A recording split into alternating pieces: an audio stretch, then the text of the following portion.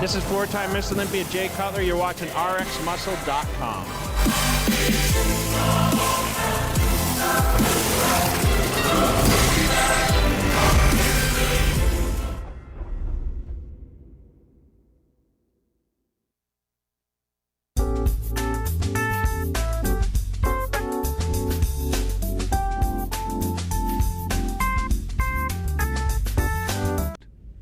Jesus!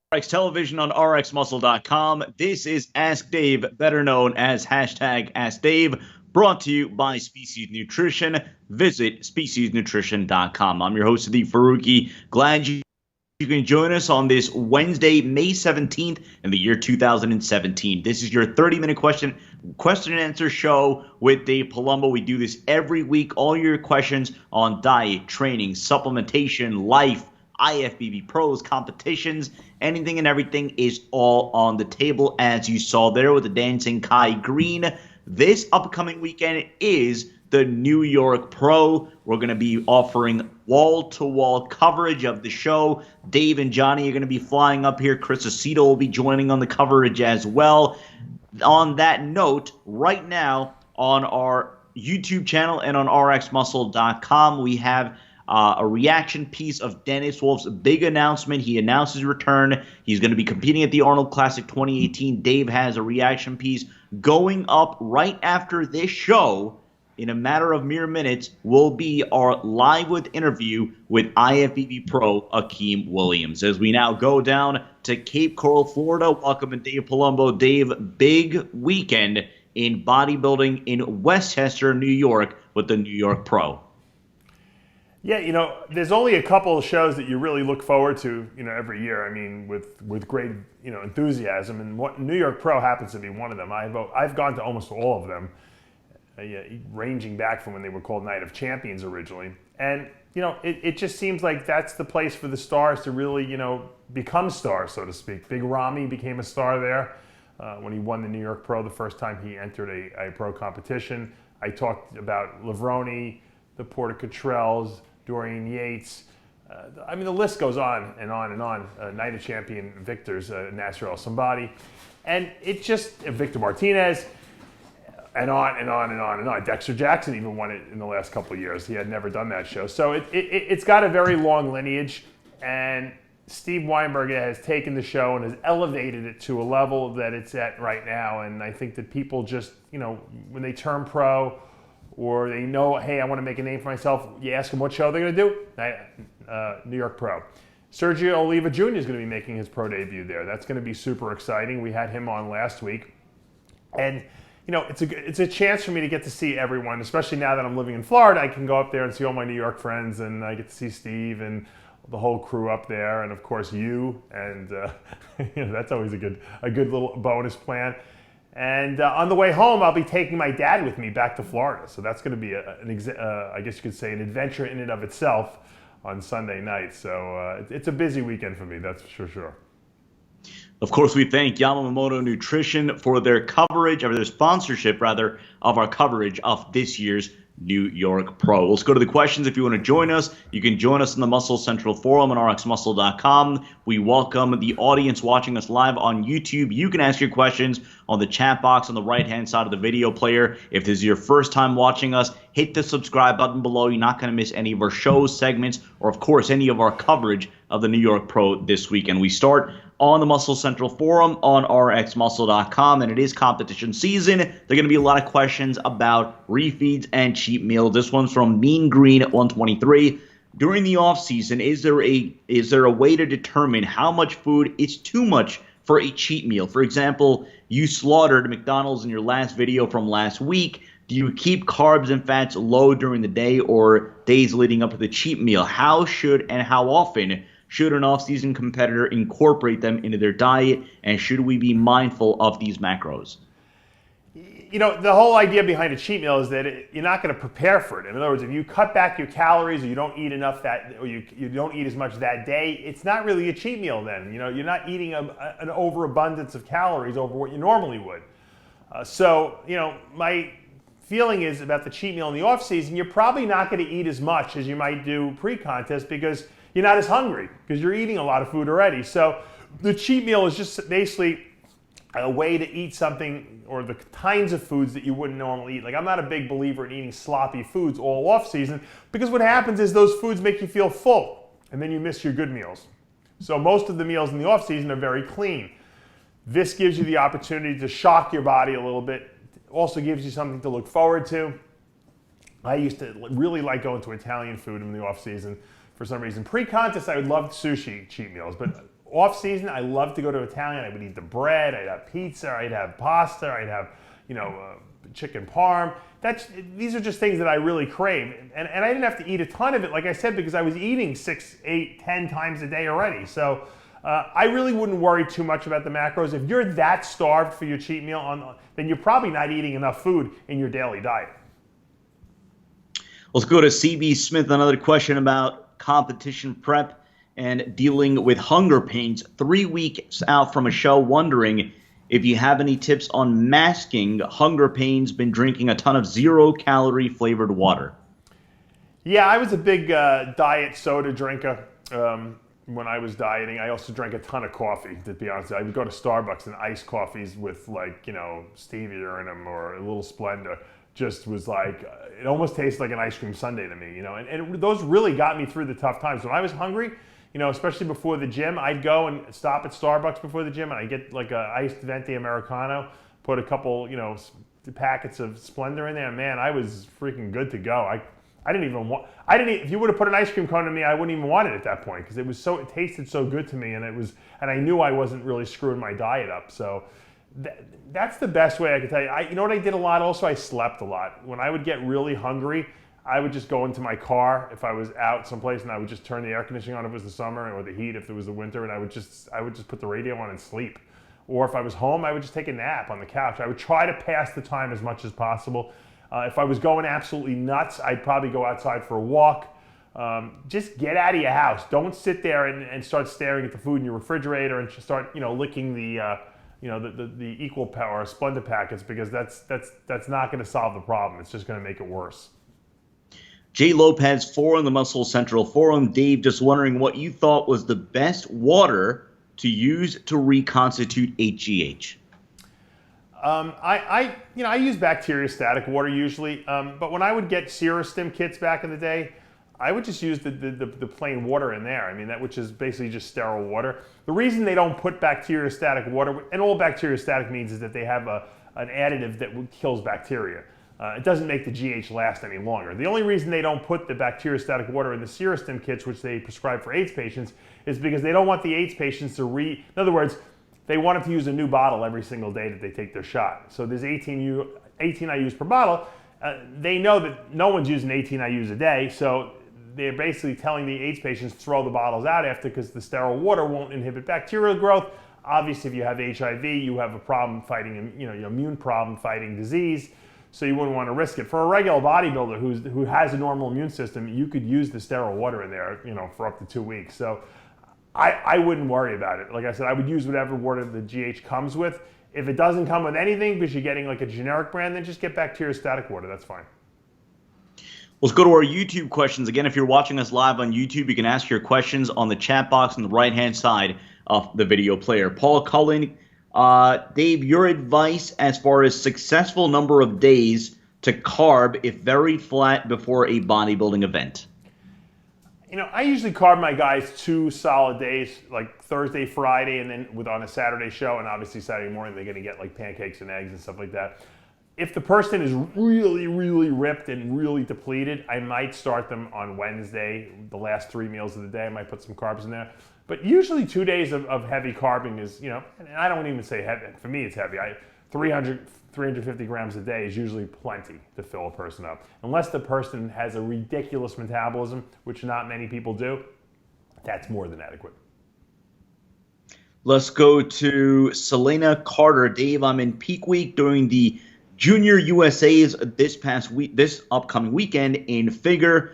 Feeling extremely, and in all caps, extremely lightheaded for the past month during this prep. Is this normal? How should I approach working out during peak week? You know, it is normal because your blood sugar is probably very low, especially if you're on a ketogenic diet where your body's using fat as a fuel source, your brain is, I should say, you probably won't be as lightheaded because the brain has a lot more fuel. If you're on a low carb diet where you're having some carbs, your blood sugar is probably in the toilet because your brain is stealing all the sugar and you have nothing there, so you're walking around like in a fog. That's why I don't really like, especially with women, I don't like to do conventional carb diets. I like the ketogenic diets. They seem to be able to function better. As far as the week of the show goes, I always just tell people the last leg workout 7 days before. So if you're competing on a Saturday, the Saturday before would be your last leg day, and then I just do each body part, whatever comes next in the rotation. I don't do one of these all body workouts like the last 3 days that you actually lift. Just do whatever body part's next. You're already depleted. You don't need to deplete anymore. If you're doing a Saturday show, Wednesday should be your last workout. So you want to take Thursday and Friday off. We're getting questions, a lot of questions on Generation Iron 2. Does RxMuscle have any plans on reviewing it?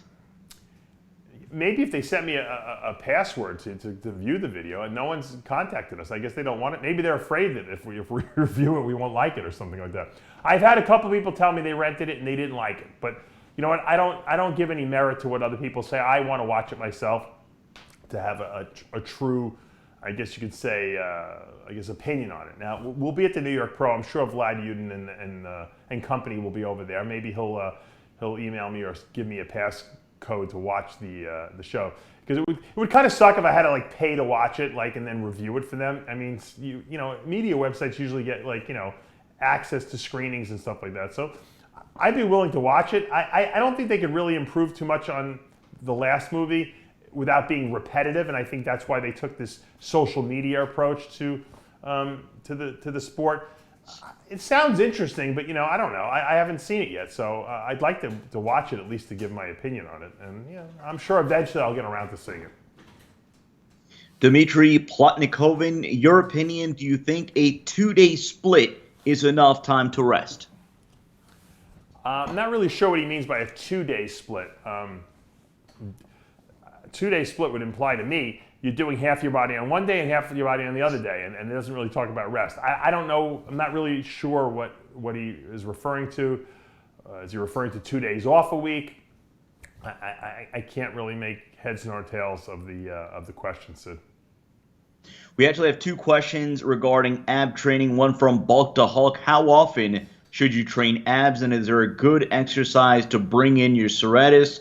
The other question is from Axis. Is there any point in doing ab exercise except burning calories? Same question regarding cardio. I stopped doing both, and I actually look even better now. I'm a big believer in training your abs. It's a muscle group. It's the center of your strength. It's your core. You got to train your abs. First of all, if you don't train them and you're a big dude, on stage your stomach is going to be very hard to control because you're not going to have that abdominal, mind-muscle connection. I like to train them, not a lot of sets, but maybe 3 or 4 sets, 4 to 5 times a week at the end of every workout. That's usually what I used to do. And I felt that kept them in good shape, and it didn't overtrain them, or it didn't it wasn't building too much muscle down there. Once again, you need to have that mind-muscle connection. It's not a calorie burn type thing. And I'm not a big believer in doing sit-ups. I believe crunches, leg lifts, maybe 6 inches off the ground. And I don't really believe that you need to train the serratus, or I should say the external obliques on the side. I think they get worked plenty just doing conventional crunches and leg lifts. I think sometimes if you work them too much, you can thicken your waist a little bit. How you bring in the serratus, which are right under the rib cage, people confuse the external obliques for the serratus muscles. The serratus are actually higher up. They're like the finger-like muscles that are right under your pec muscles. The best way to bring them in is get in shape, get lean. When people are ripped and shredded, that's when you see them. There's no exercises that you can really do to make them look leaner. You can build them up using pullovers. Pullovers will definitely work those serratus muscles. But in terms of seeing them, that's all conditioning. Let's go to Elijah Dave, still on the YouTube channel. I have this show. I hate this show more than I hate Sid's shirt shoulder decorations. Good to know we're back on live. Will the alkalized water from your new filter pitcher be affected by other supplements taken with it? Yeah, I think what he's referring to is the Santa Via alkalinizing and filtration pitchers that I've been selling recently. I just put them up on my website. It's funny, I did a video on them just to tell people about it because people like to know the new innovations that come out. And I only sell stuff that I really believe in. When I get a million things across my desk every day, new products, new gimmicks, and most of them I just delete because they suck. This water pitcher, it's made in Canada, believe it or not, and you just pour tap water into it. It filters it and it alkalinizes it. And as long as you got enough water in the pitcher and it's touching the filter, it stays alkalinized. I mean, it's an amazing, amazing invention. I used to sell these shaker cups that you can put water into that did pretty much the same thing, but they're a pain in the ass because you have to keep filling them up. This is you fill up a pitcher. I just leave it on my counter and I'm just always pouring water for myself. It's a terrific device, and it's for $45 you can't go wrong. I mean, the filter lasts 2 months, and I think the replacement filters are like $20. So I mean, you're basically getting free alkalinized water, and you can drink unlimited amounts of it. I mean, you can make unlimited amounts of it. I give it to my dogs, my cat.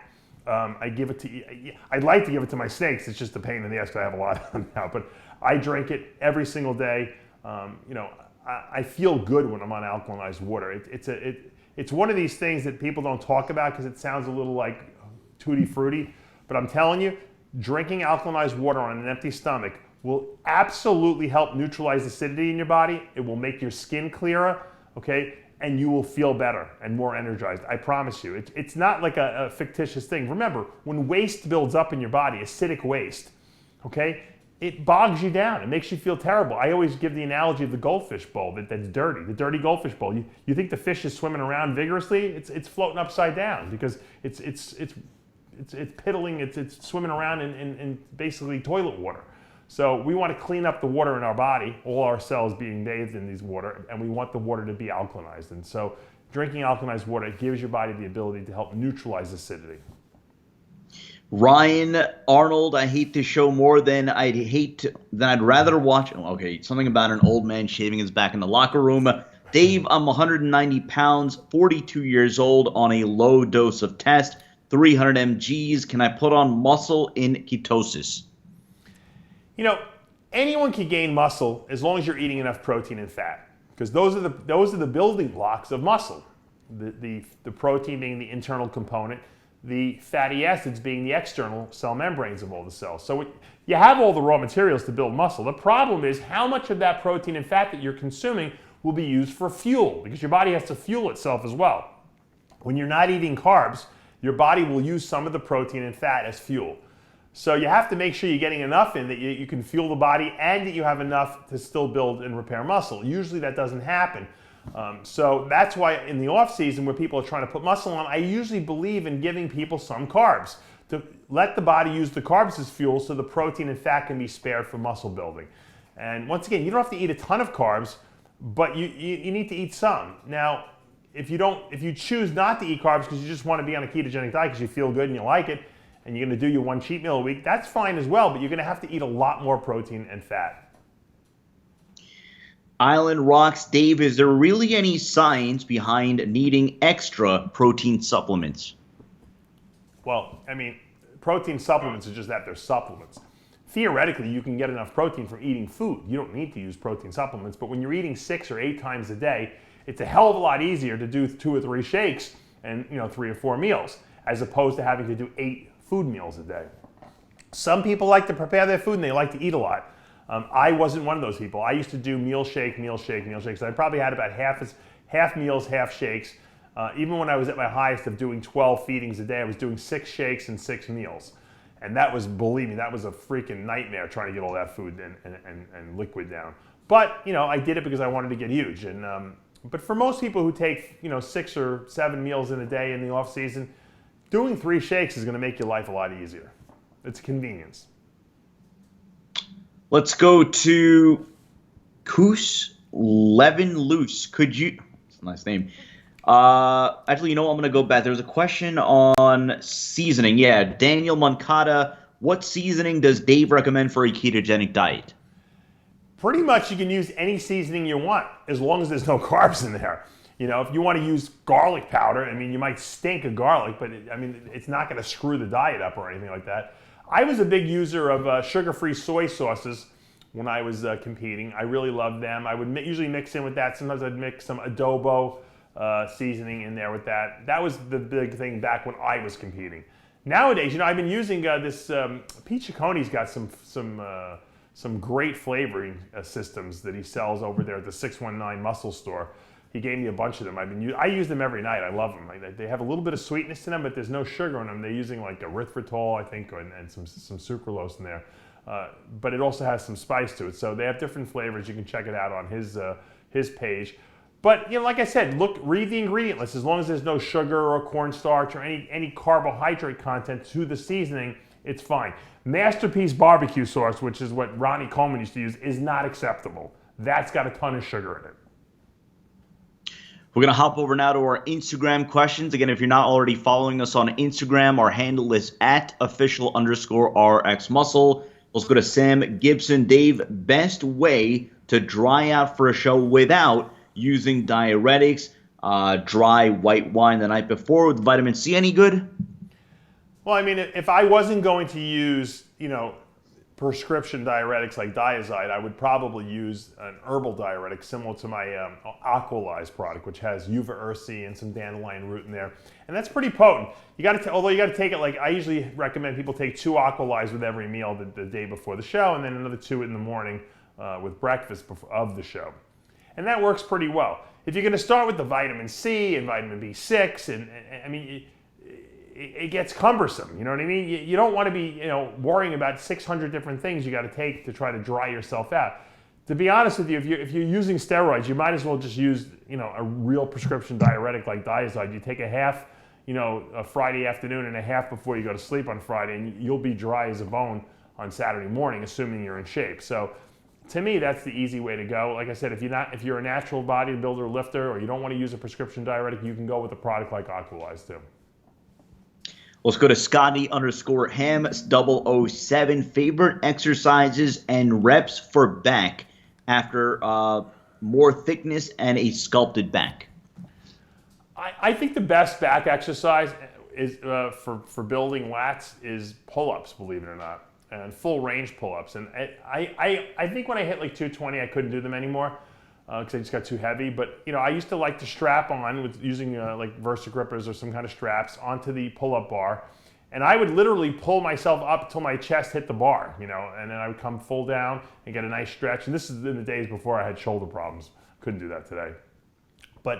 And I felt like I really felt my back fully contract, and I really was able to squeeze, and to me that was the best exercise. But not everyone can do it because a lot of guys are heavy. If you're 250 up, you're not doing pull-ups unless you're just a genetic freak. I remember the most amazing thing I'd ever seen was Big Sean Allen at 6'5", 300 pounds doing pull-ups. Was just a sight to behold, you know, and he had a huge back. So, but that you know, look at the guys with the best backs, and a lot of them do pull-ups. Even Ronnie Coleman used to do pull-ups. So that to me is the best exercise. Like I said, if you can't do that, pull downs are really good with the bar, a straight bar to your chest, upper chest. I also like bent over rows, and I really love one arm rows for those lower lats. There's nothing that hits the lower lats better than one arm rows. Well, some really good questions right now. Into the void, Dave. Speaking of tall guys, are there any movements taller guys 6'4" or plus should avoid for strength mass? You know, I always tell people if it hurts, not in the sense of getting a good pump, if it hurts in the sense that your joints are hurting or something that's not supposed to be, you're supposed to be feeling, you're feeling, then don't do the exercise. I never was a big skull crusher guy. I never really felt skull crushers in my triceps. I felt them like in my chest. I felt them in my forearms. I felt them in my shoulders. I just never felt triceps really. And I'm like, and I was wondering why my triceps weren't growing. And so I eliminated them, and my triceps got better because I started doing more isolation exercises. So you got to find what works for you and what doesn't. If you have a long arm, sometimes barbell curls are not a great thing to build arms because your arm is too long. You know, they're better for shorter guys. You got to find what you feel. If you feel it in the muscle you're supposed to and you get a good contraction, it's a good exercise for you. If you do not and you're feeling pain in joints and stuff like that, eliminate the exercise. There's no absolute must-do exercise. Drew_fit1, Dave in his Anabolics Underground book, Bill Llewellyn, who, by the way, Dave will be talking to next week. Bill Llewellyn on Live With next week on RxMuscle.com and the YouTube channel. In his Anabolics Underground book, Bill Llewellyn favors Novadex over Clomid. From what I know, you're very anti-Novadex and pro-Clomid. Can you explain why you reject the use of Novadex for males, and also why you think Bill has a preference for Novadex? I think that they're both probably comparable in terms of results. You know, what they do is they block estrogen receptors. The way they turn on testosterone production is they block estrogen receptors in the brain, in the hypothalamus. By doing that, it tells the hypothalamus to release a signal known as gonadotropic releasing hormone. That hormone then stimulates the pituitary to release FSH and LH, which then go on to stimulate the testicles to produce testosterone. So they both do essentially the same thing. I'm not a big fan of Novadex, although if you can't get Clomid, Novadex is fine, because Novadex also inhibits the production of IGF-1. Not the best thing for bodybuilders to be inhibiting. So I always preferred Clomid over Novadex. Now, back in the day when I was competing, there was no aromatase inhibitors. We all used Novadex getting ready for shows.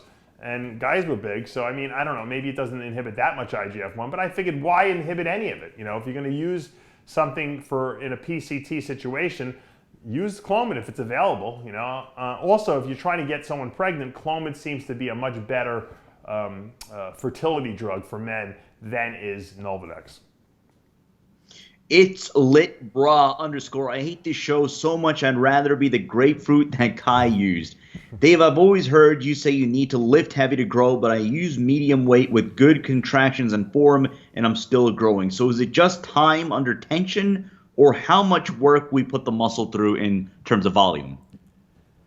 It's not a volume thing. It's what the muscle feels. If you can make the muscle feel like the weight is heavy, even though it might not be super heavy, then that's all the muscle knows, what it feels, okay? So I know guys that do super strict, you know, full range motion, squeeze that muscle real hard, and the muscle is responding to that. Some guys lift super heavy weights and they just go through the motions, bouncing it off their chest, and they get nothing out of it. So it's what your body perceives as heavy. So heavy is important, but it's the perception of what your body is feeling and experiencing that actually will result in growth or non-growth. Daniel A., Dave is meant a steroid. Boston Lloyd and I got into an argument, and he said it is not. What's the deal? Well, I mean, anything that's got a steroidal backbone is a steroidal molecule. So ment is a steroid for certain. It's very estrogenic, though. It converts to estrogen at a super high rate, which suppresses your pituitary gland and obviously causes other, estrogenic side effects. So I'm not a huge fan of it. I know a lot of guys buy it because it's kind of in that questionably legal, realm right now, and I guess it's available through the gray market. But I'm not a fan of it. Anyone who says it's more anabolic than testosterone or trenbolone, they're out of their fucking minds, We'll take a few more. We're going to be interviewing Craig Richardson, IFBB 212 Pro, in just a bit. That interview is going to be available over the next couple of days. Flex Falcone, Dave, I hate this show more than life itself. How many grams of carbs should be consumed before bed, if any? I've experimented with 0 to 40 grams, and I find that with 0 to 25 grams carbs, I wake up in the middle of the night starving, and anything higher, I wake up very bloated. Thoughts? Well, I mean, I'm assuming he's talking about it in an off-season scenario. If you're eating a lot of carbs during the day, you don't really need a lot before bed. The lower the carbs before you go to sleep, the more GH you'll naturally release, because growth hormone is naturally released in a low-carb environment. So I have a lot of guys do protein fat right before bed because I figure that's going to be an environment that's conducive to growth hormone release naturally. Now, if you're one of these guys that's a very hard gainer and you're trying to grow, I mean, you certainly don't want to have no carbs before bed, especially if you tend to be relatively lean by nature. So I used to pound carbs before. I would drink, back in the day, I was a Metrex sponsored athlete. I would drink a packet and a half of Metrex, which was over, almost 50 grams of protein. And I would mix that with an Ultra Fuel from Twin Lab, which was like 100 grams of carbs. And I would guzzle that down right before I went to bed. As a matter of fact, I would even wake up in the middle of the night after 3 or 4 hours, and I would drink another one of those, and I'd go back to bed. So, I mean, I had a fast metabolism though. Some guys do that and they'll get fat from it and bloated. So bloated is fine, fat is not. So you gotta assess what your metabolism and decide, do I tend to get fat real easy? Then maybe I should go low carb before bed.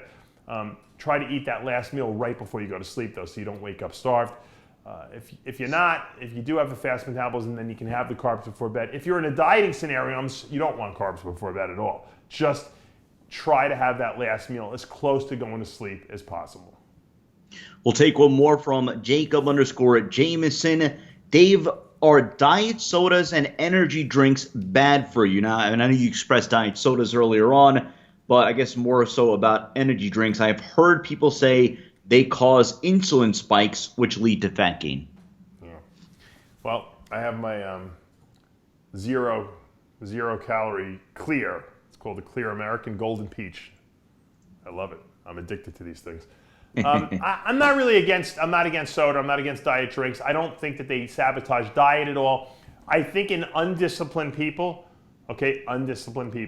who start a diet, who know nothing about diet and drink a lot of diet drinks, a lot of times it can make them hungry, and they take that hunger and then they go and binge, and so they wind up gaining weight from it. Okay, I think in a disciplined bodybuilder, they can use a diet soda as a I guess you could say a way to get from meal to meal, help them not cheat and satisfy that craving, that sweet craving in their mouth. And I think that that's a great tool to get through diets. I'd rather see you drink a diet soda than eat a piece of pizza, right? Or have a piece of chocolate because you're hungry. So I think it's a great tool. I don't believe that they cause excessive insulin release.